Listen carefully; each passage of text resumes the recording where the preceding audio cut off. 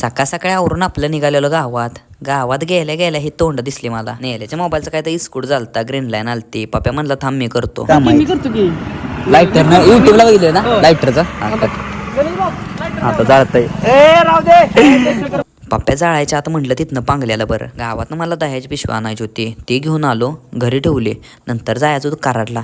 झालेलं पावसाचं वातावरण, तवर लागला पाऊस पडायला. तसंच म्हणलं आता जाव्या, थोडा पाऊस कमी झालेला. जास्त ओगली वाढीत चालू झाला. म्हटलं एका साईडला थांबल्याला बरं पडेल. तेव्हा पण पाऊस थांबल्यावर झाला. म्हटलं तिथनं पण जाऊया. कराडला असं जायला 15-20 मिनिटं लागते ते. आता म्हटलं तास दीड तास जातोय, कारण की वाईच पाऊस थांबला की लगेच चालू व्हायचा. वातावरण तर एक नंबर झालेलं, पण भिजायची अजिबात इच्छा नव्हती. तिथनं निघताना पाऊस काय जायची लक्षण दिसत नव्हती.